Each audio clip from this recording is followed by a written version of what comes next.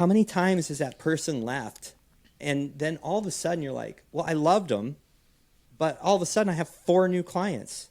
Or I replaced one with 6. What happened? Or that class is so much better now. I love that person, but they were zapping energy in XYZ way. So that's the focus that has to happen. That's the place of growth, and where we stop looking at it as a loss and start looking for the benefits of it.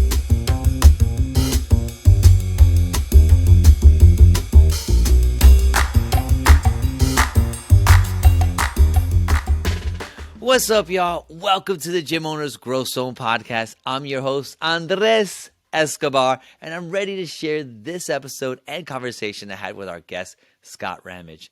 Scott owns Media Machine VAs, which is a company that offers complete VA solution for gyms. With over 10 years of experience in the fitness industry, he enjoys helping gym owners solve their problems and grow their business. And I'm so glad to have him here for you guys.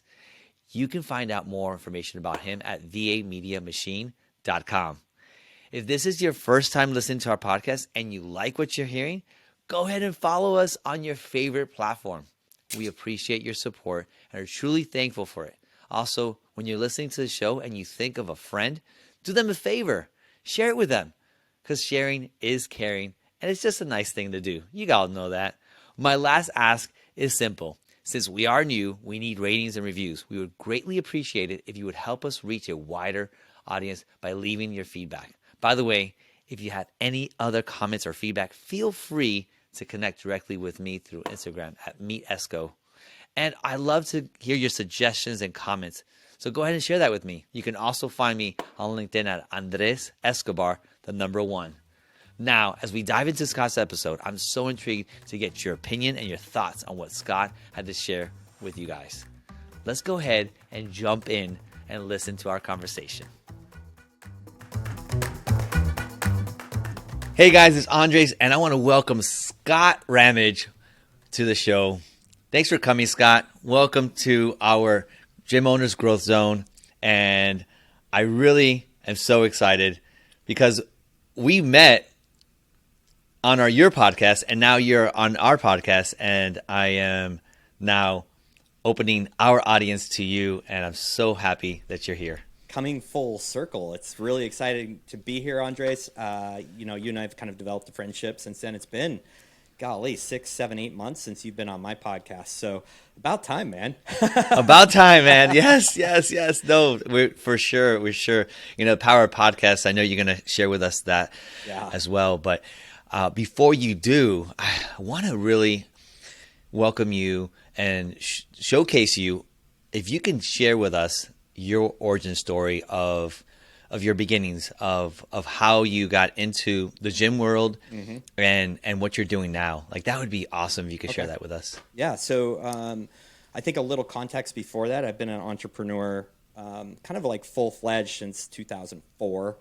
And that was, whatever. It wasn't in the gym industry. It was in the fitness, kind of like in the fitness industry. But I actually had really great success in the supplement industry as well. And nice. I was realizing that, my own fitness was a little wanting, and I kind of lost the love for working out, and I found CrossFit. So some people might just turn this off right now. But I found CrossFit, and like me being an entrepreneur, I'm like, well, I can do this better, right? I mean, don't we all do that? Anybody who starts a business, like, I can do this better. Yeah. So I dove into CrossFit, and it was just months until I was like, I've got to go get my level 1. I've got to go get like all my ducks in a row. And I opened a gym and hired a seasoned head coach, because I was new to this. Like, I was coming out of education. I'd been an educator for years and owned businesses for years, but I was coming out of education. So coaching is second nature to me. It's something that I love to do. It gives me tons of energy, and I feel like I'm talented in that area. So I opened my first gym in 2014, my first and only gym, and it was actually incredibly successful. It was really, really amazing work. I actually sold it because I wanted to relocate my family to Texas. So we actually didn't sell it because we were tired of it. We sold it for just a lifestyle change. So that's when I got into the fitness industry, and have stayed in there ever since. And I have worked for kind of a tech service startup for gyms, and came in early on that team, built them up to a very robust business, consulted with them for 3 years, I believe, and then created my own business out of needs that I was finding in the gym industry. And so I have been just so fortunate, especially through that startup. It was Level Method, and it's for CrossFit and functional fitness gyms, and it was such an amazing opportunity to get more immersed in really the business world side of gym ownership and gyms. And what I really was thankful for was the fact that I started meeting and working with gym owners all over the world. And so, like, I had just as many gym owners I was working with in Sweden. Wait, did you guys catch that all over the world? All over the world. Yeah. Wow. It was so incredible. So I traveled to Sweden twice for a conference there, and met people, went to gyms in other parts of the world. And I would say half of my clients were outside of the United States and Canada. And it was just absolutely amazing to immerse myself in the world of gym owners. And I'd already gone through a lot of business training and a lot of systems training. I'm a systems guy. So I started to get a really close insight into, what a gym owner's world was outside of my view, having done it myself. Right. And because I'd gotten to the point in my gym running it where, I was at the point where I was coaching exactly how much I wanted to, and systems were in place, things were happening. And I was like, this is the worst time in the world to sell a gym, because I just set this thing up for success. I have a lot of growth in membership. I had a really, really robust system or a program for kids, which from the teaching world, I was able to bring in homeschool and private school PE into my system. So I started getting government money to run these kids through my system in the downtimes of a CrossFit gym, noon, 1. Sure. And then all their parents would come, and then the business just exploded. People, like their parents, like, "Wow, we got to work out here." And then I had all this set up, and I'm like, I'm relocating my family. I'm moving. And so that's why my gym ownership wasn't super long lived. But like I said, I've been so fortunate to be inside of this industry.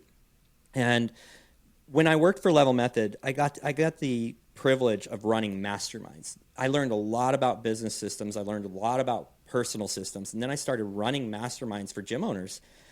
And you get into this world of gym owners, the challenges, the struggles, they're very similar across the board, over and over and over and over again. I just became incredibly passionate and tried to learn as absolutely much as I could about how to improve the lives of these small business owners who quite often really have to work ridiculous hours for even maybe a decent paycheck. Yeah.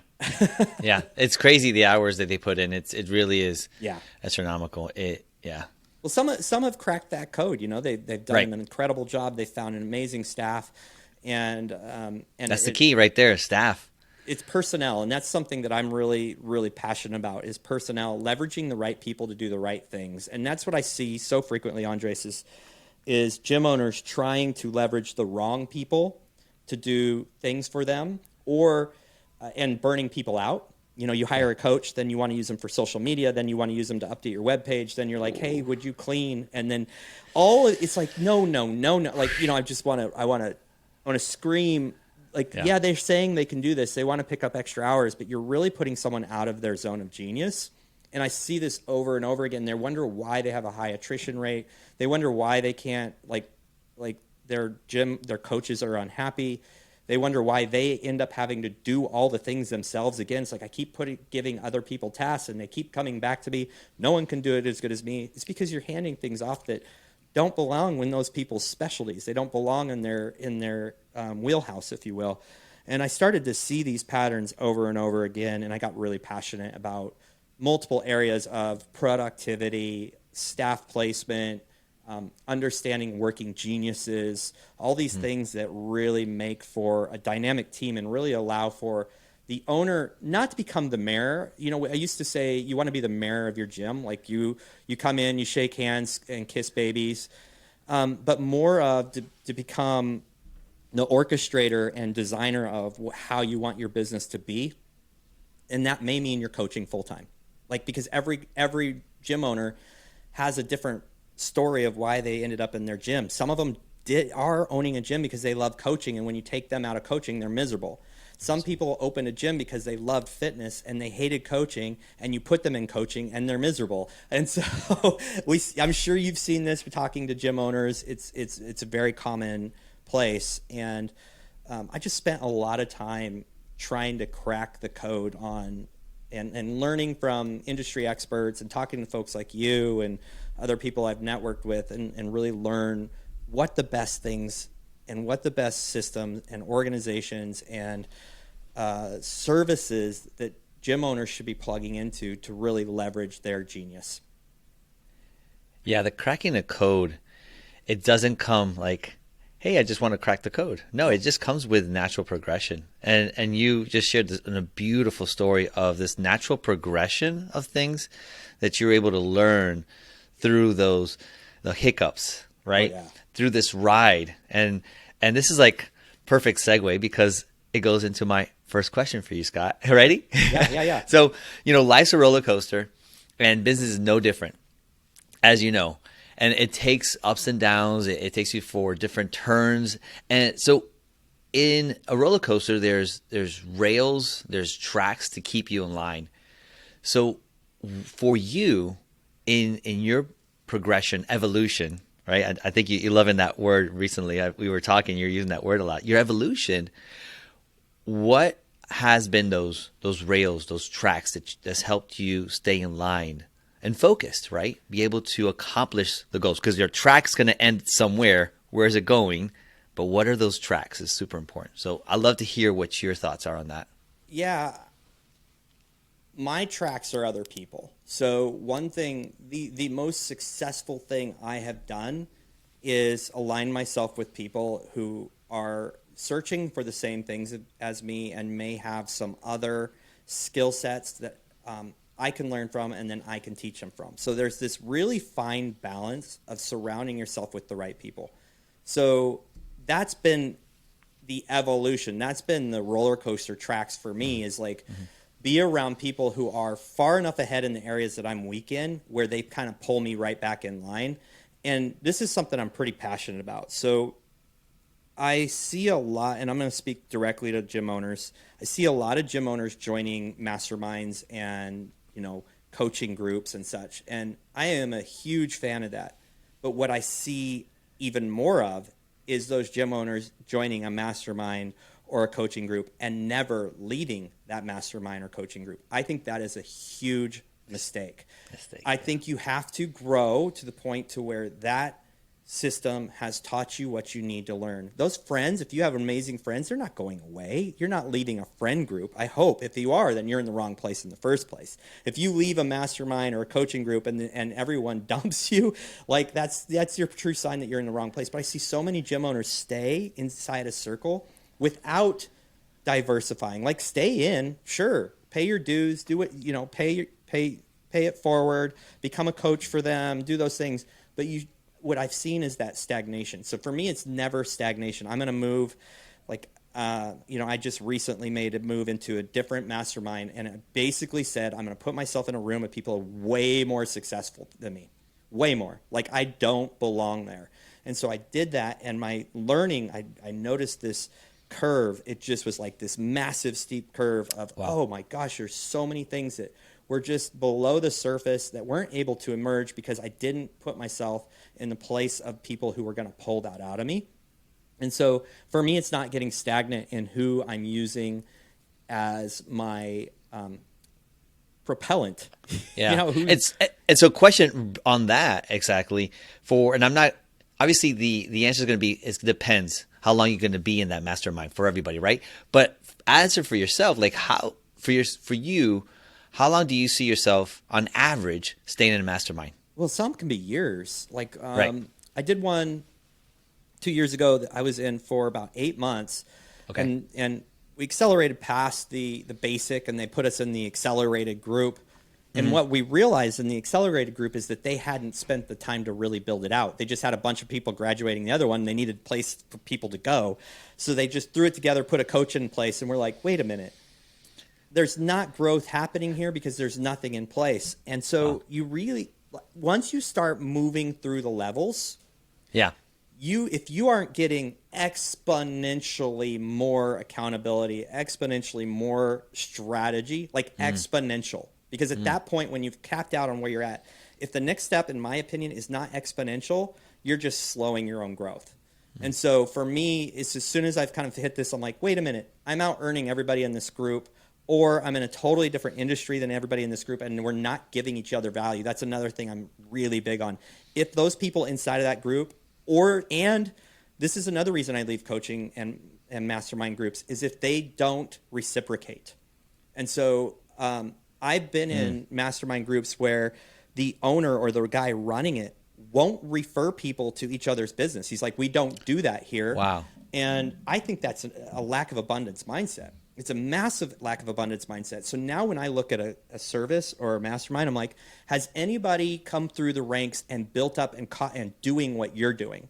And if the answer is yeah, we have guys that have built their, I'm like, that's good. That means you are abundant minded. That means you know, like you're cool with that. Because do you really want to throw out all your growth because of somebody's limitations on what they believe, or somebody's fear of you outdoing them? So really, it's this abundance mindset. If I start to see that abundance mindset capped, or if I start to see like, hey, we're just buddies in here and that's about it. There's not like these real accountability people like saying, hey, wait, right. Like that's the wrong thinking. So those are like, look, I change a couple times every 2 years, and every time it's been the best thing I've ever done. That's good. That's good. And I like these little triggers that, hey, if I'm out earning everybody and in the wrong place, and they're in the wrong place. I mean, there's nothing wrong with like, hey, but I'm in the mastermind for myself. I'm not here to help everybody. That would be my own mastermind. So if I'm there for myself and our business, then there needs to be like people pulling me up at the same time I'm helping somebody, but it's got to be in the middle somewhere, right? Can't be like, hey, no. Yeah, I love it. That's good. That's so good, man. You know, by the way, you talked about owning a gym. How long did you own the gym for, by the way? I only owned that gym for a year and a half. I carried on as a personal trainer and small group trainer for, I think, like 4 years after that under a business. It was a legit business. Yeah. But that was by design. Like I was able to do it. I didn't have the big brick and mortar anymore. It was just a change in lifestyle, and I was able to not be doing the grind for a few years financially. So I just enjoyed that journey. So it wasn't long. And the funny thing is it was really interesting because as I started to work with gym owners, I realized that some of them will be in business for 3 years and still be struggling to hit like their first goal for gym members. I was at the place where I was like, I've got enough. How do I now leverage that to make more money? Right. And if you think that that's selfish, you're doing like, I'm sorry, but business should be paying you well. Like, I mean, that's another thing that I see a lot of gym owners, and I'm not trying to call gym owners out. I want people to thrive. And one way to thrive is to be financially successful. And if you're in the business and you're one of those folks saying, well, earning more money is selfish and wrong, I'm here to change lives. I'm like, well, why don't you focus on changing your own life in the process? Because you can change lives, other people's lives, and your own life. So I really challenge people in that thinking. But I did very well in that very quick time.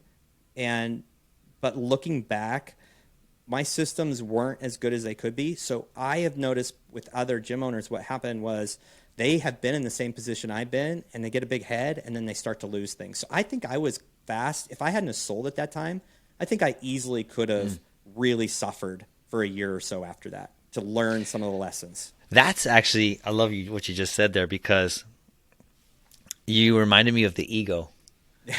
Right? I have my ego. You gave me an ego coin. I have it right on my shelf right above me. Dude, honestly, I refer to that.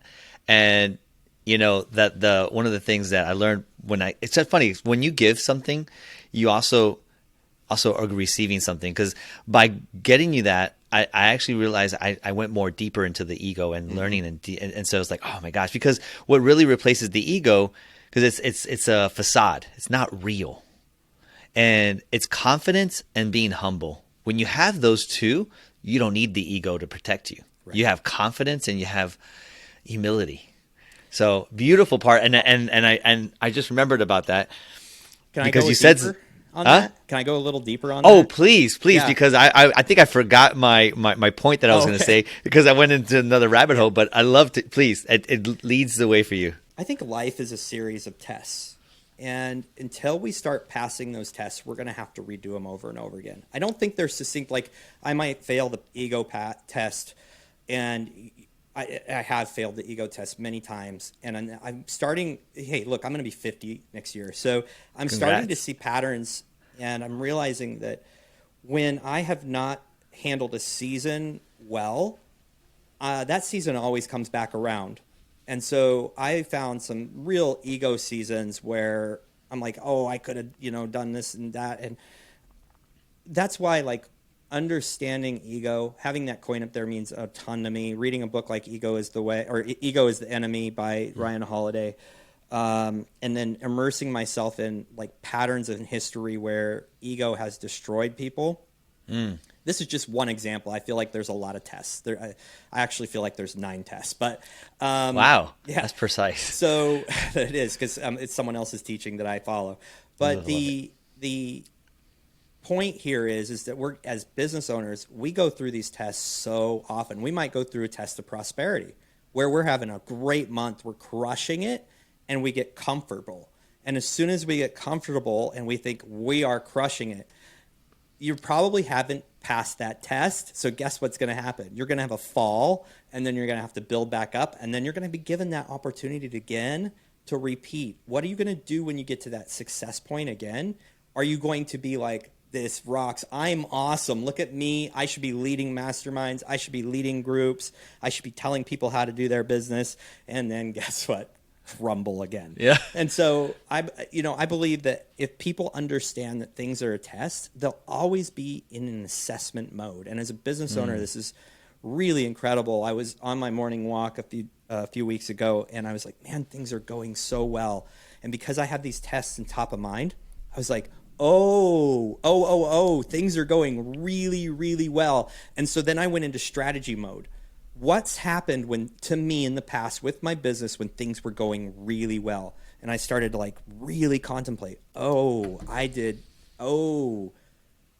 could have so easily slipped back into that. And so then that introspection and that review, and then like saying, here's the markers I have to watch for. Here's the patterns that I cannot fall into again, because I will fail this test and I will be back to the miserable morning walk where I'm like, crap, I lost 8 clients. I don't know what to do. I'm in loss mode. I'm in fear of failure mode. And so... and by the way, those are real, because I remember having a conversation with you, Scott. I mean, that happens. That's real. And funny enough, I called you during that time, and we got to chat and talk. Having the right people around you is so important, because then you get stuck in your own voice that might not even be your own voice. Yeah. That's like not real, and it's like, this is fear coming in. And I would say, if there's any theme, it's like, get other people in your circle. Right. I have you, I talk to you, I have a group of men. Right. I have surrounded myself with people who are going to call me on my own BS. And I've seen... By the way, you have a group of men. Can you talk about your men? And because you put on events, and you do such a great job. And I have to go to the one. I say you have such a good job because of what you're putting out there and what people are saying about it. Talk about reviews, right? And testimonial, right? People are saying great things about these events, and that's why I'm saying that. I haven't been to one, but I will next year. Awesome. The events are basically, the Brotherhood of Fatherhood was born out of my own errors as a business owner. My very first business, I literally engrossed myself in it and was tied up in my identity was wrapped up in my business. And I took a look one day and realized that I didn't know anything about my wife or kids. I'd really, really drifted because all I was doing was working. And this is a real great warning to any business owner. And so I actually made some massive steps, and I'll spare you the story, but literally decided to go into debt, $350,000 overnight, to get my family and time back.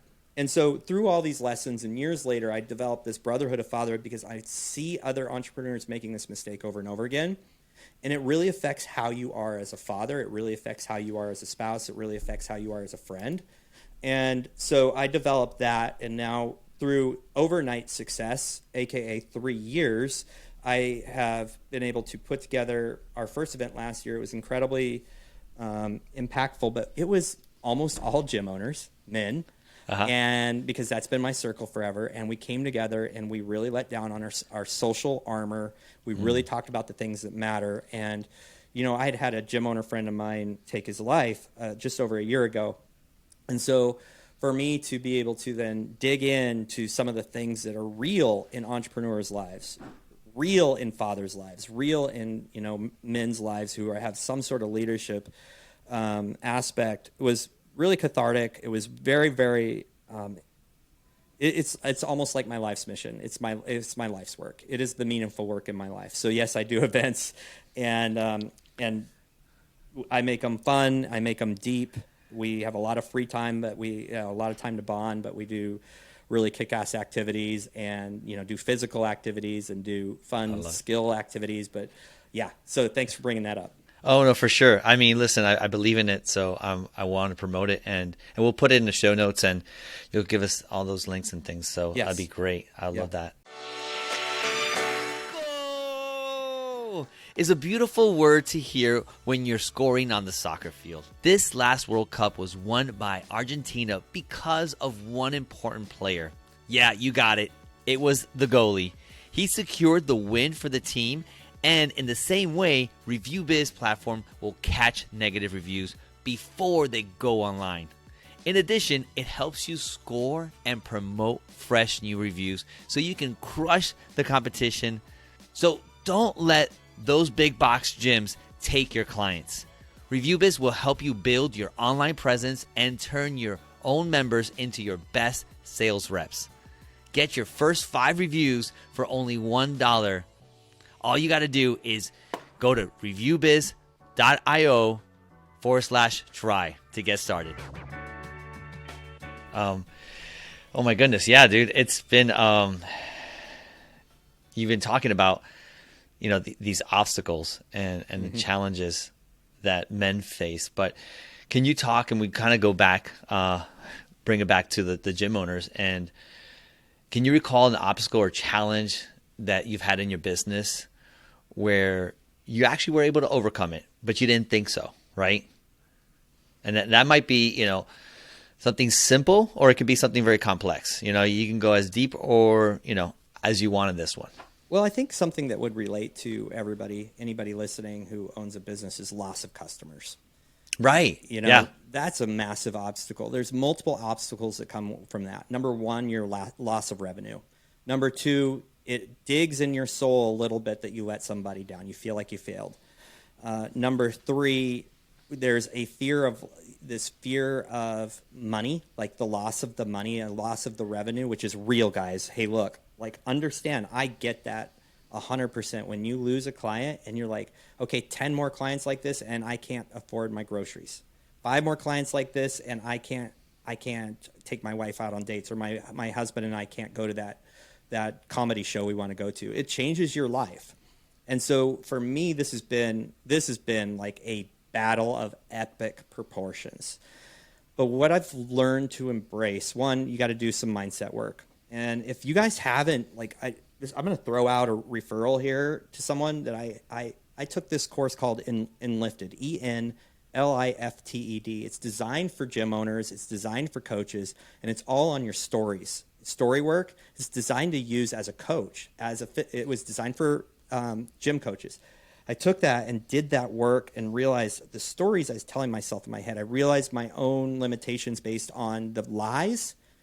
And fear of loss is a lie, because really what I've found when I've changed this, when I've looked this straight in the face, when I have a loss, I'll lose $1,000 a month revenue, or maybe it's 500 a month revenue. And I'm like looking at this, instead of focusing on that loss, I'm like, okay, what opportunity does this open up for me? Holy cow. So I had to work so hard on a lifetime of mindset, fear of loss mindset. And I think a lot of us probably have it.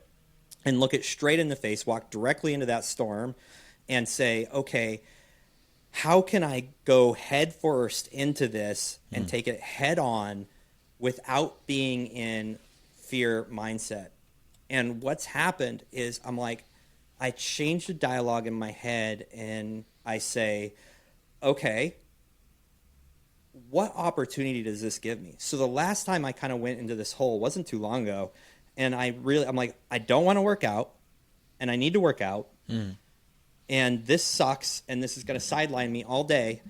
Instead, I was like, no, the thing I need the most is a workout. So I prepped an incredibly difficult workout for myself. And I got out of that negative. And within that hour, I was sweating bullets. It was a CrossFit workout. I went hard. And within that hour, I had several business ideas, revenue generating ideas that I could implement immediately. And a switch flipped. The only difference was the fact that I got out of my own head and I got out of that fear cycle and went right into not problem solving cycle, but I opened up my mind, got out of the reptilian brain, which we so often it's called the amygdala hijack.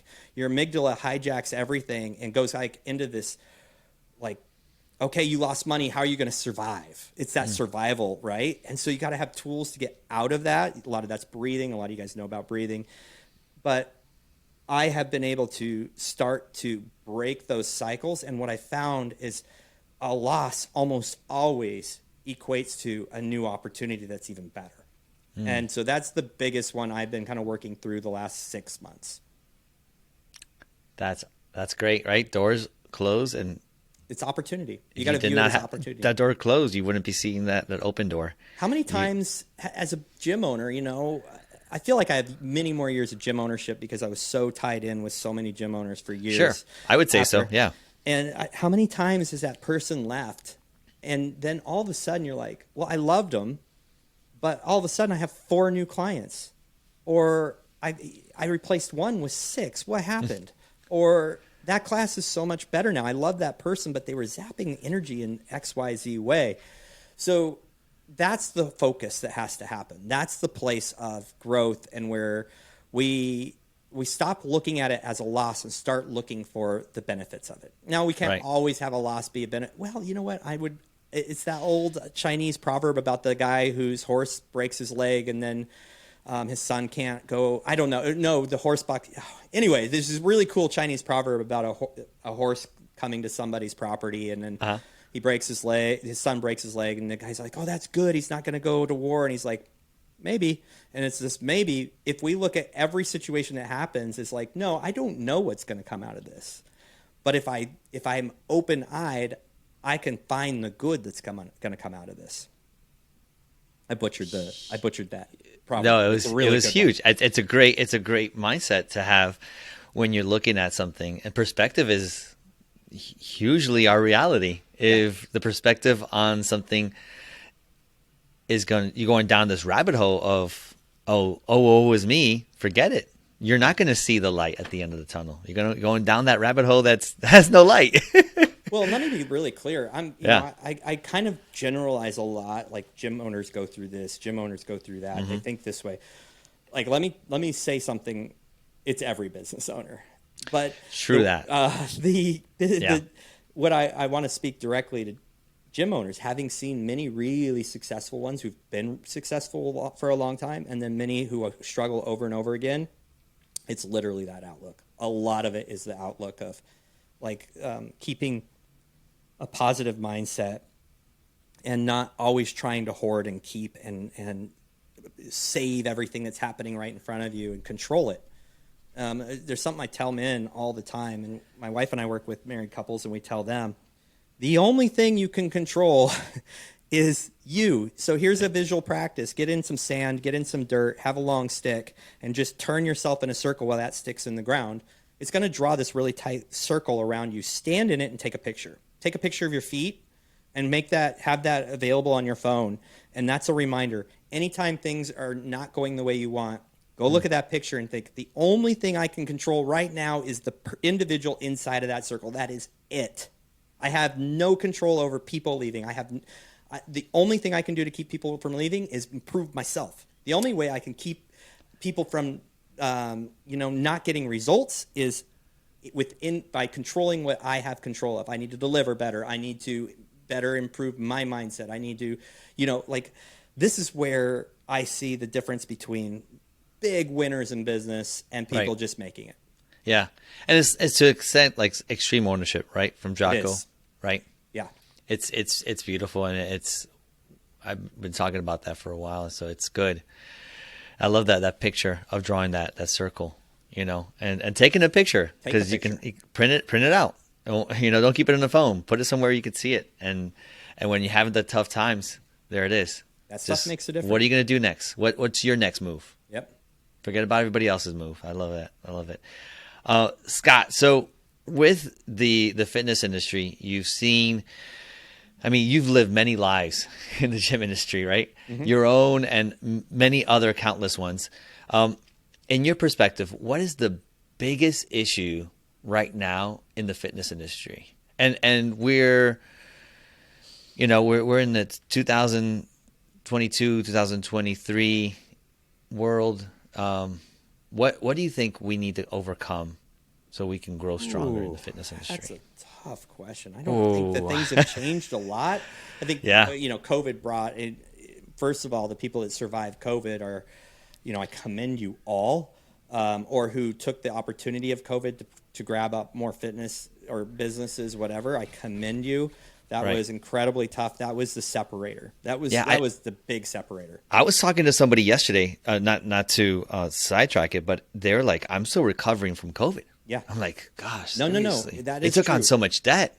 It was ridiculous, man. And I'm going to say, for a lot of gyms, that's still it. Yeah. And there's a lot of fear that's kind of wrapped in that. And there's a lot of, debt sucks. Even the EIDL and the, anytime you take help from somebody, I don't care who you are, it takes a bite out of your soul, right? I had to take help from the government. Now, hey, I don't care where you stand politically, but it's kind of dirty feeling. I couldn't provide for myself, but look, your hand was forced. And so I think coming out of COVID is real for people still. There's still people that are still working to find that pre-COVID member baseline. So if I could just get back.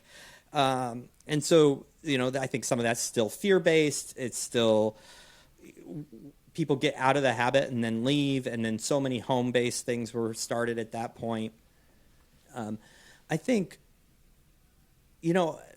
that's a really tough question. It's a really tough question. I think the build back is still hard. I think the raising in prices is really hard. And I'm going to go out on a limb and say people not raising their own prices within their membership to adjust for the inflation that's occurring is probably a real internal journey, a real internal fight, but it's also a financial fight because all of your costs have now gone up, but you haven't raised your rates. You don't want to be that guy raising the rates when everyone else is raising the rates. It doesn't make you evil. It makes you needing to survive, because if you don't do that, you might lose your business, and then you can't serve anybody. Can't serve anybody. Yeah. That's so true, right? And I fight that demon. There's clients that I need to raise their rates, and I'm like, man, I just love serving these people. I don't want the risk of losing them. I don't want them being upset. I get it. Yeah. I get it. And I have to put in 2 cents here, because, hey, it's not about raising the rates. It's about how do I bring more value, right? How can I give more value to my current members? And, of course, if I'm going to do that, I'm going to raise rates. Yeah. So it's like, hey, listen, I'm not just raising rates. Like in software, we don't just raise rates because we feel like it. Hey, we added more iterations. Yeah. We made this software so much better. So now you don't have to worry about this, and that. and now you can free up your time or your money investment on something else. It's cyclical. So when your rates aren't high enough for your members, you stress. When you stress, you can't serve as well as you can when your mind is free. So you actually are adding value if it's enough to make a difference where you're not stressing. I remember a moment when I was in my gym and I was stressing about the money coming in, and a client's card kept declining, and I still to this day am really upset about how I handled that, because I was so fearful of the money part that I was super distracted. I remember the class vividly that I was coaching. I was so distracted, I was not delivering a good product. And this happens a lot with gym owners, especially if they're coaching. They get distracted by the business things, and that really eats into that coaching moment, or that, like, I am all eyes. And some people are just naturally talented at putting everything aside and really feeding into their people. But there is inherent value given back when the prices are raised if it's reducing some stress internally in you. Yeah. Yeah, the stress level. Yeah, a body in stress is open to disease because they're not at ease. And so, yeah, if you're sick, you can't service your customers. Right. And so that's huge. I think that's what I'm getting from what you're saying. Yeah. And mindsets, all that physical. Oh, yeah, no, it can definitely, because I think you are the not the hero, but you are the champion. If you're not a champion for yourself, you can't be a champion for somebody else. Yep. You can't lead them. You can't. Yeah. You can't. So that's good. I love it, man. I'll tell you what, I enjoy just talking with you, and I'm glad that we have this podcast as opportunity to talk. And so, what has been some concepts and practices that you embrace that have helped you get to where you are today? Yeah. I know you. I could probably answer for you, but I'm not going to do that for you.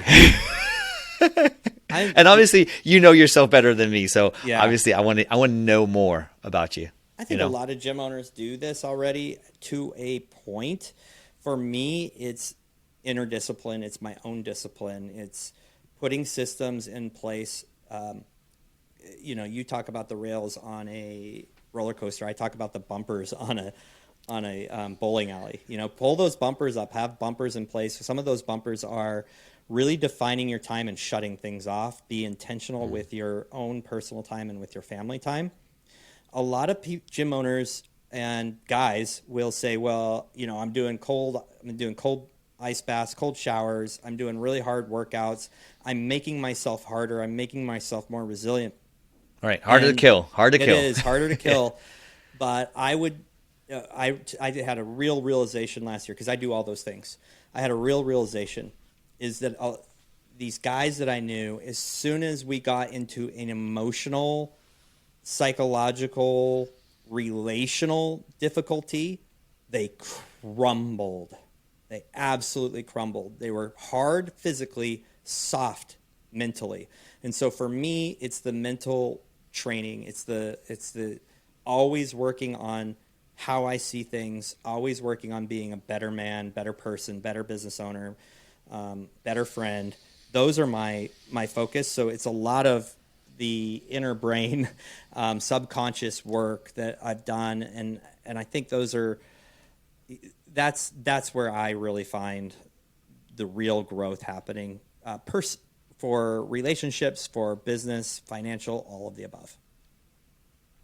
Love it, man. That's it. It really comes down. I mean, this is the mindset and the people around you. That's what it really. I'm hearing it. Yes. Loud and clear. So one of the last questions before we go into our fast five. And so the last question I have before we go in there is, what would you say inhibited your growth, and what would you invest in more so you can get there faster? Because obviously, listen, hey, I can make $1 million in 25 years. Cool. But if you make it in 2 years, that's more impactful, right? And I just used the easy financial aspect of it, but obviously growth in many different areas. What would you say are the things that maybe inhibited you, that you would say, hey, you know what? I need to invest in this thing, so I wait I can grow faster? The more I invest in personal mentoring, coaching, and systems, the more I invest in learning from other people and being guided, having other people as guidelines for me, it's incredibly uncomfortable, by the way, for me. The more I do, the more I earn. And the better I grow in my faith, the better I grow in my marriage, better I grow in my business. So it's spend to get there. And that's really hard when things barely making it. But I'm telling you, the ROI on that is beyond. If you do it right, if you take your time, research who you're going to invest in, make sure that their values align with yours, you are going to go nowhere but up if you engage in it. So it's always investment back into myself and my team. Makes sense. It makes a lot of sense. It jives. Yeah. Awesome, man. Awesome. So, all right, ready for the fast five? Yeah, I have no clue what they are, so this should be all fun. right. Oh, beautiful. Wow. Okay. I didn't look at the notes. No Shame worries. on me because I told you how to make those notes. You did. Oh, And so fun. maybe you say, I think you're so good on the camera and on audio that you'll be I'll fine. be fine. You'll be fine. You'll be good. All right, ready? Yes. Who is an influential person or people in your business journey? You know, It doesn't have to be just one, so I'm not going to keep you. It changes. It's very, very evolves. It's True. It's usually an author. It's usually someone I'm reading and really diving into. For a while, it was Ed Milet, and then it was, long before that, it was. Sometimes I need a real boost and a real kick in the pants, so it's Andy Frisella. But really, it's always changing, but it depends on the season that I'm needing. The most consistent, quite honestly, if I have to be honest with everybody, is the Bible, Jesus' story, and serving, and just all the tenets. Like, look, that's a success book in itself. If you really look at it, that's a success book. Yeah. So I'm going to just say that's my pillar. Yeah, it's a good pillar. It's a good pillar because I think everything derives a lot from there. So, Oh yeah. I think that's key. That's great. Next one. What's one thing you wish you had known when you began your business? I wish I'd known the investment return if I had had a coach on all of my businesses. Right? Yeah. I could do this. This is my business. I could do this myself. Yeah. I know how to do it. Always. I'll figure it out. All on my own. I'm so smart. I can do this better than everybody else. Yeah. Ego creeps in. It's the ego. Yeah. Awesome. And then talk about books. What's a book, a podcast, a blog, some kind of media you consume that positively has impacted you in recently? Because obviously through your whole life, there's so many. Yes. But just recently, what's one that you can stand out? I'm gonna take an extra second and say, stop reading so much books and really dig into the books that you are reading. Get everything you can get out of it. So for me, the turn of the tides is reading The Obstacles of the Way by Ryan Holiday, really bringing it back to, hey, like, how do you see these things? But a real good one is The Gap and the Gain by Dan Sullivan. Insanely good to help you see the gains you have instead of focusing on the gaps. So The Gap and the Gain recently is get it on audiobook as well, because there's a lot of conversation between him and his co-author in there. Oh wow, haven't done that. So it's insane. Gap is the gain. The Gap and the Gain. Oh, The Gap and the Gain. Yep. Wow. Okay. Dan cool. Sullivan. Yeah, Dan. That's good. The Obstacles Away is definitely one that's makes sense, and so it's good. All right, two more. And so, do you have a favorite online tool? Not a trick question. Just name one. It could be simple. I use so many online tools. I actually use something called Things 3, and I built. What is it called? Things 3, and it's a productivity app. It's actually an app, but I use it online mostly, and it's a productivity app. I've built a personal operating system with the thanks of Nathan Holliday, who was my leader through Level Method years, the startup I was talking about, but. That one is all productivity, never losing a thought, keeping things cataloged and organized and prioritized. So I've coached several people teaching them how to use it and how to build out a personal operating system. Beautiful. And so that's definitely one that I would have a hard time not using. I gotta check that out. I just started using Tango. Okay. For documenting processes. Oh yeah. and just like sharing people, okay, this is how you do this. And it records my voice and it also my screen at the same time. Yeah, And it just takes I a use one little called PDF. Loom. Same Oh, idea, and those are yeah. like literally for a business owner. Anytime you do something, this is a nugget. Anytime you do something, it's on your computer. Teach it while you're doing it, and Yeah. record it, because then it can create it into an SOP, and then someone else can do it. Right. Yeah. Yeah. If somebody's asking the same question all the time, you need to do that. Like, Oh that's yeah. it. Do it right now. Right now. Whatever comes into your mind. Yeah. Next one is, what's one habit or practice that you believe everybody will benefit from, that need to do? Gratitude. You can't hear it. You hear people talk about it all the time. I have done 3 years of deep gratitude work, and it is next level.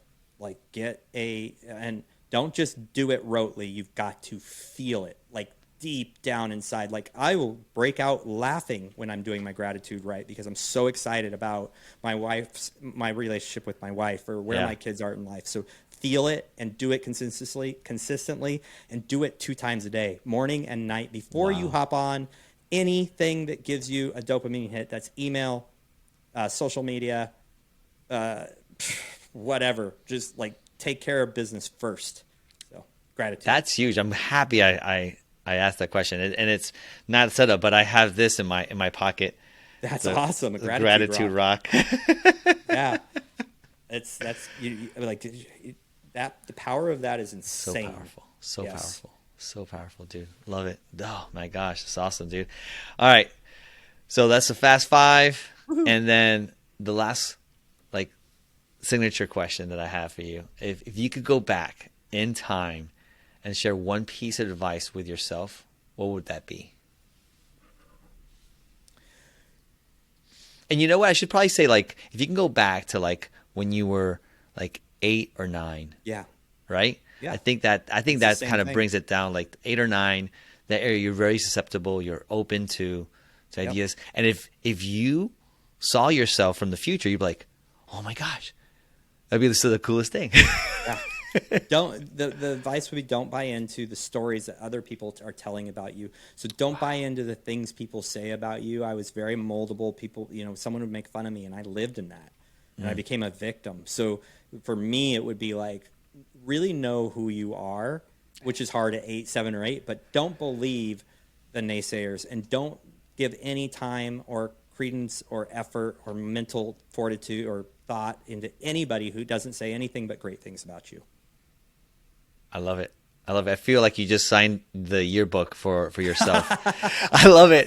That's a great way. I need to go break that out and write that note in there. Yeah. No, that's awesome, dude. That's awesome. Love it, man. Scott, thank you so much for sharing with our audience and just being who you are, man, and keeping real and strong in the way you do. Thank you. Appreciate it. Hey, I'm so glad you got to hear from my good friend, Scott. Man, he was so on the money when he spoke about working within team members' genius zone. It's so important to work with people than using them. I really like the fact that we should find people who have a common goal, not just like-minded people. It's so important to find a group that is on mission and you all have similar goals. It's so good. Also, let's not forget how a loss can equate to a new opportunity. I love that one. Guys, also, I would love for you to hear what stood out for you. So go ahead, drop me a comment on Instagram. You can find me at Meet Esco. I'd be super grateful to hear from you. Also, if you still need to do so and you thought about someone while listening, go ahead and share this podcast with them. I want to thank you again for your time and attention in listening to our show. Remember to follow or subscribe. Our next episode is going to be with Liz Suarez from F45. I can't wait to have you listen, and I'll be seeing you next time in the Growth Zone.